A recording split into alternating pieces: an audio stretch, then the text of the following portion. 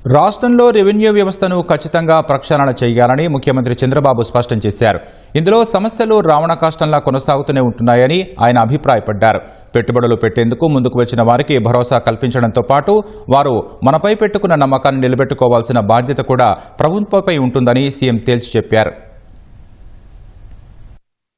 సచివాలయంలో జరిగిన మంత్రివర్గ సమావేశంలో ఎజెండా అంశాలు ముగిశాక తాజా పరిణామాలపై ముఖ్యమంత్రి చంద్రబాబు సహచర మంత్రులతో మాట్లాడారు. అమరావతిలో రెండో విడత భూ సమీకరణకు నిర్ణయం తీసుకునే సమయంలో కొంత చర్చ జరిగింది. ఈ భూ సమీకరణకు రైతుల నుంచి అభ్యంతరాలు ఏమీ లేవా అని మంత్రి నాదెండ్ల మనోహర్ అడిగారు. మొదటిసారి రైతుల నుంచి వచ్చిన కొన్ని అభ్యంతరాలను అధికారులు సరిగా డీల్ చేయలేదన్న అభిప్రాయాన్ని సీఎం వ్యక్తం చేశారు. తాజాగా రైతులతో సమావేశంలో వారితో మాట్లాడి 2-3 అంశాలు అక్కడే పరిష్కరించినట్లు వెల్లడించారు. మరో 2-3 అంశాలు వచ్చే కేబినెట్ భేటీ నాటికి కొలిక్కి వచ్చే అవకాశం ఉందన్నారు. ఇవన్నీ మాట్లాడాక రైతులు ముందుకొచ్చారని సీఎం వివరించారు. రాజధానిలో inner, outer ring road, sports city, railway station ఏర్పాటుకు కేంద్రం పూర్తిగా సహకరిస్తోందని సీఎం తెలిపారు. అమరావతిలో 25 బ్యాంకులు, ప్రభుత్వ రంగ సంస్థల ప్రధాన కార్యాలయాల నిర్మాణానికి కేంద్ర ఆర్థిక మంత్రి నిర్మలా సీతారామన్ వచ్చి శంకుస్థాపన చేశారని వివరించారు. ప్రధానమంత్రి మోదీ స్వయంగా వచ్చి రాజధాని పనుల పునః ప్రారంభించారని గుర్తు చేశారు. కేంద్రం మన పట్ల ఎంత సానుకూలంగా ఉందనేందుకు ఇవి నిదర్శనాలుగా సీఎం అభివర్ణించారు. రాజధానితో పాటు రాయలసీమను హార్టికల్చర్ హబ్గా అభివృద్ధి చేసేందుకు కేంద్రం సహకరిస్తోందని తెలిపారు. పూర్వోదయ ప్రాజెక్టు ద్వారా రాష్ట్రంలోని వెనుకబడిన ప్రాంతాల అభివృద్ధి జరగనుందని వివరించారు.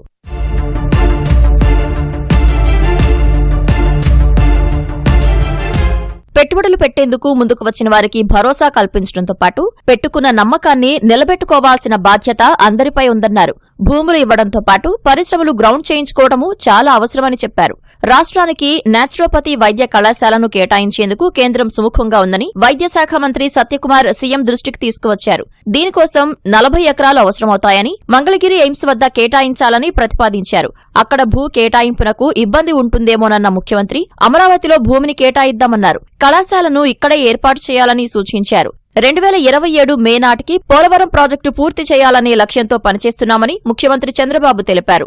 గోదావరి పుష్కరాల కంటే ముందే ఈ ప్రాజెక్టును పూర్తి చేయాలని చూస్తున్నామని వెల్లడించారు. పనుల వేగంపై ప్రతి 3 నెలలకోసారి స్వయంగా సమీక్షిస్తానని చెప్పారు. పోలవరం వద్ద ఒక ఐకానిక్ వంతెన నిర్మాణం చేపట్టబోతున్నామని సీఎం తెలిపారు.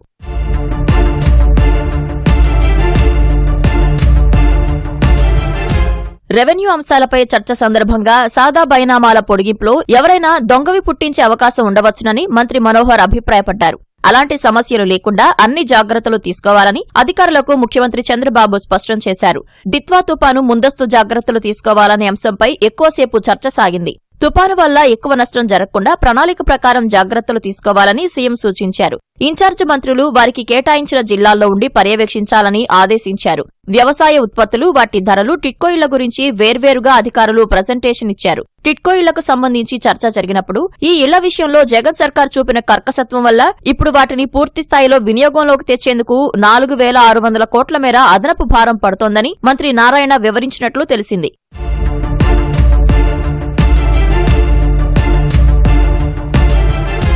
అరటి తదితర వ్యవసాయ ఉత్పత్తులకు ప్రోత్సాహక ధర చెల్లించి కొనుగోలు చేసేలా చర్యలు తీసుకోవాలని సీఎం సూచించారు.